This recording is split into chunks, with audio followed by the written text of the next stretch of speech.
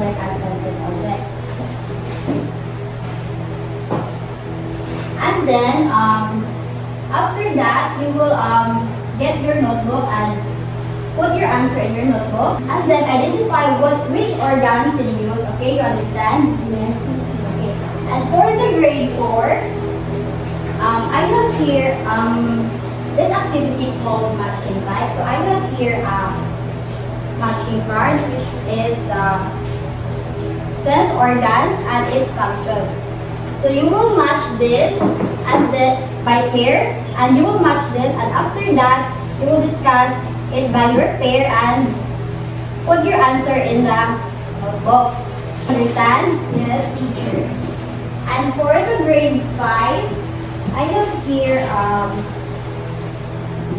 activity. So this is an independent activity. So please get your notebook first.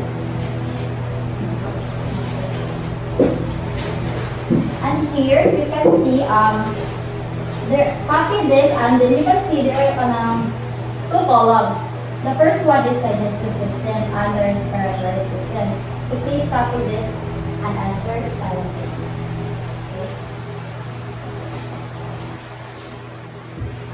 So I will give you enough time to answer.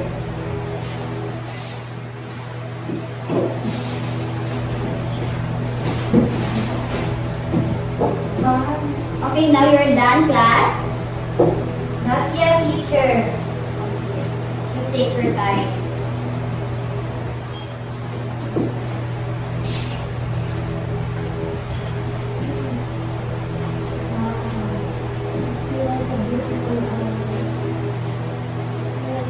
Okay, done? Yes, teacher. So before we proceed, let me ask first the answer of Inday.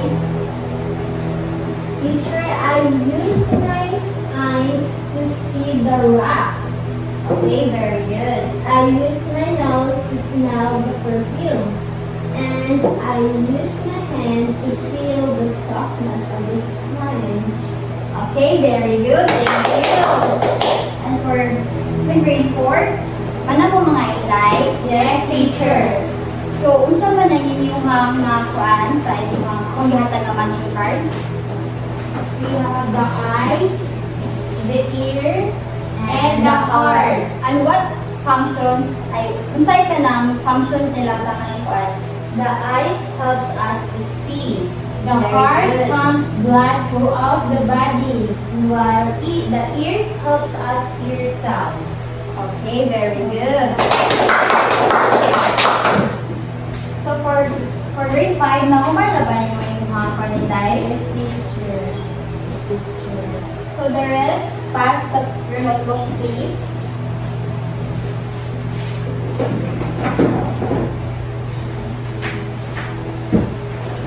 Thank you. And that's all. So, grade 3, nakasabot pa mo sa discussion karon? Yes, teacher. So, right now, namoy answeran. Ato ni siya gitawag nga match the senses. So, karon, you will draw a line to match each sense to the picture. Nakasabot ra ba? Yes, teacher. Okay, very good.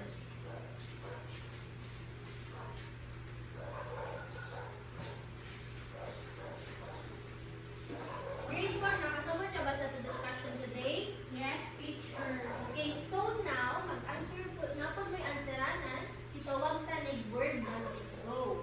So, you will cut out the organs and place them in the correct place on the body map. So, i-cut ninyo nga mga organs, then after which, i-paste ninyo kung asan nila to siya ma-locate sa the body. Is that clear?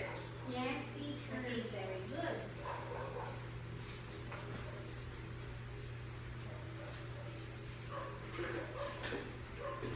So now, grade 5, nakasabot niyo ba po sa ating discussion? Yes, teacher. Okay, so now, na po may answeranan, which is the system sorter. You will sort the words into the correct categories and draw the paths. So, as inyo ibutang, di ba, na may mga words, sa word bank, inyo siya ibutang kung asa siya na located sa digestive system or respiratory system.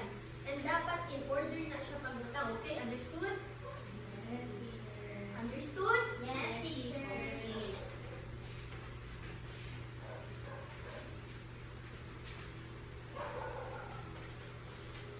So I will give you enough time para answeran na ninyo, okay? And that's all for our topic for today.